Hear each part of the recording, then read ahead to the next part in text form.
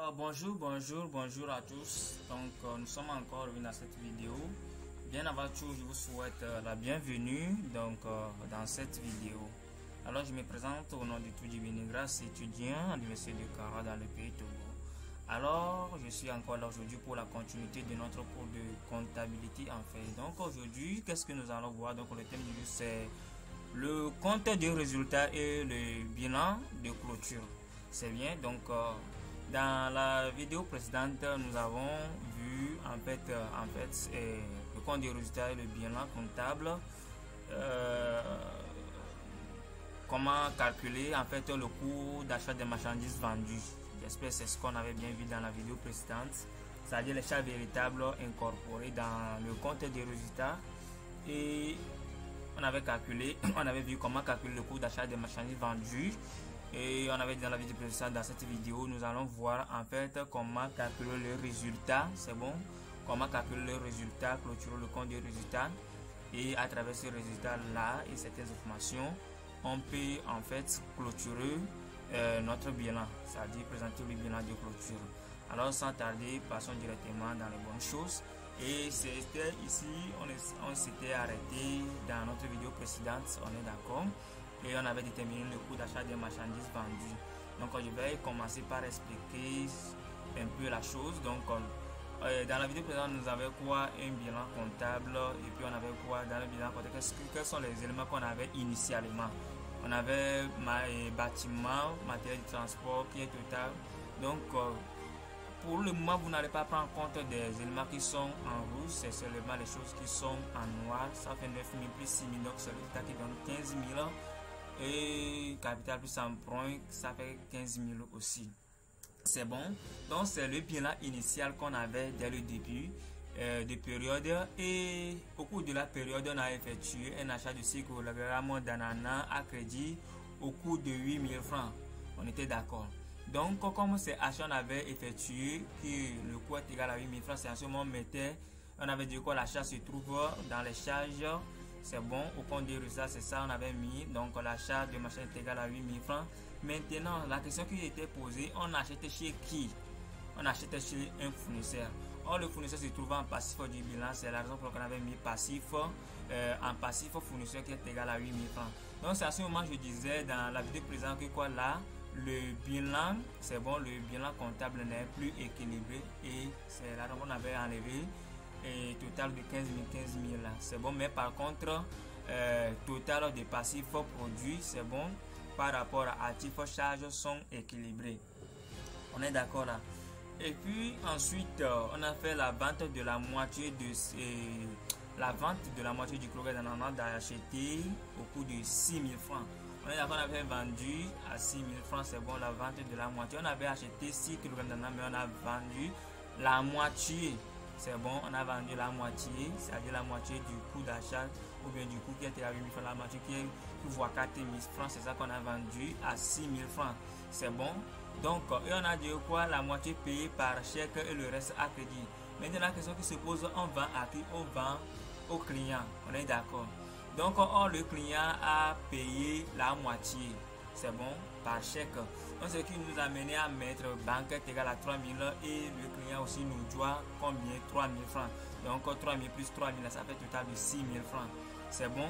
Or, dans le bilan initial, c'est-à-dire les choses qui sont en noir, on n'avait pas un stock de marchandises. Donc, ce qui nous avait amené à calculer le coût d'achat des marchandises vendues. Donc, c'est ça qui est sorti en fait. C'est bon. Donc, j'aurais souhaité vous aller encore voir la vidéo là concernant pour mieux comprendre ce qu'on avait fait la fois passée pour bien suivre la vidéo ici.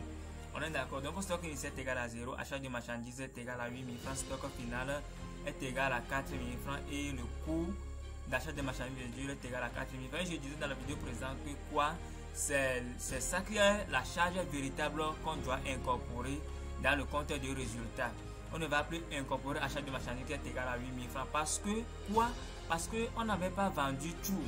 C'est bon, on n'avait pas vendu. Il reste stock, il reste quelque chose à encore vendre. Donc, charge véritable qu'on a en fait effectué, c'est ça qui est 4 000 francs. Alors, dans les commentaires, il y a une personne qui a dit qu'il n'avait pas bien compris la manière dont on a déterminé le stock final. On est d'accord? Là, on va essayer d'expliquer la manière dont on a déterminé le stock final pour que ça soit clair pour lui en fait.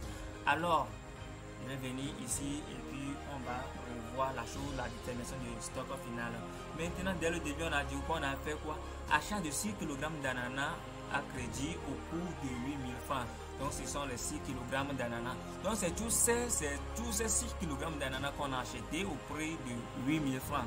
On est d'accord? Les 6 kg d'ananas, c'est qu'on a acheté à 8000 francs. Maintenant, la question, tu as attends que vendeur, quelle question tu dois poser? Maintenant, tu achètes des ananas pour revendre. Est-ce que afin de réaliser un bénéfice, est-ce que tu vas vendre les ananas au prix d'achat? C'est bon? C'est la raison pour laquelle on pose la question, savoir combien dois-je revendre l'ananas afin de réaliser du bénéfice. Supposons que je prends tu achètes des porcs pour calculatrice par exemple, tu achètes ça à 1500. Maintenant tu achètes pour revendre afin de réaliser un bénéfice. Maintenant tu achètes la chose à 1500 par exemple. Est-ce que c'est à quel prix tu dois revendre ça pour pouvoir réaliser un bénéfice? Tu vas en fait c'est à un prix supérieur au prix d'achat, on est d'accord? Pour réaliser un bénéfice, tu dois le vendre à un prix supérieur au prix d'achat. On est d'accord là? Donc c'est ça pour laquelle on dit quoi? À un prix supérieur au prix d'achat. Tu achètes la chose à 8000. Donc quand tu achètes 6 kg d'ananas à 8000 francs, tu dois les vendre au prix supérieur à 8000 francs. On est d'accord? Donc c'est ce qui nous a mené à dire quoi? Vente de la moitié du kilogramme d'ananas acheté au coût de 6000 francs. Je vais un peu, est-ce que je m'explique? En fait, si on prend la moitié de 8000, ça fait combien? Ça fait 4000. C'est ça qui est le prix d'achat de la moitié. Le prix d'achat de la moitié est de 4000 francs. Maintenant, c'est la valeur de 4000 francs des ananas là qu'on a revendu à un prix qui est égal à 6000 francs. J'espère que c'est bien clair. J'espère que c'est bien clair. Donc la moitié même c'est égal à 4000 francs. Mais comme nous voulons réaliser un bénéfice, on va le vendre à un prix supérieur à 4000, la moitié là. Donc c'est ça qu'on a revendu la moitié du kilogramme d'ananas est égal à 6000 francs. Alors c'est ça qui va nous amener. Donc la personne veut savoir la manière dont on a déterminé le stock final. En fait, donc on va poser stock initial, achat de marchandises, sortie de marchandises et stock final. Et il y a une relation entre ces quatre éléments. Pour moi, c'est quoi? C'est stock initial plus entrée est égal à sortie plus stock final. On est d'accord? Stock initial plus achat est égal à quoi? Vente plus stock final. Maintenant, on va tirer stock final et stock final est égal à quoi? Stock initial plus entrée moins sortie. Alors, dans le bilan initial, on avait vu quoi? Stock initial, on n'avait rien en stock. C'est bon? Donc, on met 0 francs. On va commencer par mettre les valeurs. Donc, on met 0 francs. Maintenant, achat de marchandises, on a fait achat de combien? À 8000 francs. Donc, on met achat est égal à 8000 francs. C'est bon? Sortie de marchandises. Oui, sortie de marchandises. Non. Attention, vous n'allez pas mettre ce prix de 6000 francs. Non. Vous n'allez pas mettre ce prix. Mais la moitié, le prix de la moitié qui est ici. Bon, je dirais que c'est comme c'est le début. Il y a des moyens ou bien des méthodes pour calculer le coût unitaire pour la sortie ou bien pour la vente. C'est bon pour la sortie, par exemple, méthode de coût unitaire moyen pour de CMUP après chaque entrée ou bien de fin de période, méthode de s'il faut faire ci, faire ça, autre méthode bon, ça qui est PES, PS non, oui, permis entrée, première sortie, méthode de PS donc ou bien oui, il faut donc des dernières entrées, première sortie. On est d'accord. Last in, first out. C'est bon, il y a ces méthodes pour évaluer une fiche de stock, mais pour le moment, ce que vous allez retenir, c'est qu'on a acheté un 6 kg d'ananas à 8000 francs. Maintenant, on a vendu la moitié. Donc, la moitié de ça est égal à quoi? C'est ça qu'on va mettre et non le prix de 6000 francs, c'est bon. Donc, on met 4000 francs. C'est bon. Donc, c'est ça qui est la moitié, effectivement. Donc, on met 4000 francs. Et on va commencer par calculer le stock final. On a dit que stock final est égal à quoi? Stock initial plus entrée moins sortie. Alors ça veut dire quoi? 0 plus 8000, donc moins 4000 francs. Donc stock final est égal à 4000 francs. Donc c'est le stock final qui est égal à 4000 francs. C'est ça qu'on avait trouvé dans notre vidéo présente. Et j'espère qu'avec cette explication c'est bien clair. Alors nous allons continuer dans l'objectif du jour, c'est en fait de déterminer le résultat et présenter le bilan de clôture. Alors on va commencer par mettre les éléments qui se trouvent dans le bilan de clôture ou bien dans le bilan passé. Donc je mets par exemple bâtiment de 9 000, matériel de transport 6 000, donc client 3 000, banque 3 000, passif capital 10 000, emprunt 5 000, fournisseur 8 000. Maintenant au niveau du compte de résultat, on avait déterminé le coût d'achat des marchandises vendues et on avait dit quoi, c'est ça qui sera charge véritable incorporée dans le compte de résultat. Donc on met le coût d'achat des marchandises vendues est égal à quoi? 4 000. Donc c'est ça qu'on avait trouvé. Et vente de marchandises est égal à 6 000. On est d'accord. Là, on va commencer par clôturer notre compte de résultat. Maintenant, on avait vu dans les vidéos précédentes comment présenter le compte de résultat en fait. Donc, on va voir dans les deux parties le montant qui est le plus élevé. C'est ça qui sera dans les deux côtés. Donc, c'est le total. Donc, c'est égal à 6 000, 6 000. C'est bon parce que les produits sont supérieurs aux charges. Donc, le montant des produits est égal à 6 000 francs. Donc, on les met dans les deux côtés. Donc, charge 6 000 et total produit est égal à 6 000 francs.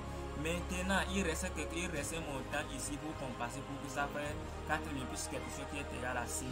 On est d'accord. Donc, ça qu'on va appeler solde crédité qui est égal à 2 000 francs. Donc, si on fait 4 000 plus 2 000 francs, donc ça fait 6 000. C'est bon. Et ici, dessus, pour tout ça fait 6 000. Donc, dans notre vidéo précédente, on avait vu quoi solde créditeur. Si c'est un solde créditeur, c'est ça qu'on va appeler quoi? Le résultat. Donc c'est le solde créditaire qui est le résultat et comme c'est un solde créditaire là c'est bénéfice, mais si c'est solde débité qui serait là, ça serait quoi? Ça sera perte. On est d'accord. Donc on avait, et dans la vidéo précédente on avait dit quoi? Le résultat se trouve dans la classe 1. Or la classe 1 ne se trouve pas dans le compte des résultats. Donc c'est ce qui va nous amener à commencer par mettre le résultat qui est égal à 2 000 francs là en passif. C'est bon, en passif du bilan parce que classe 1 se trouve en passif du bilan.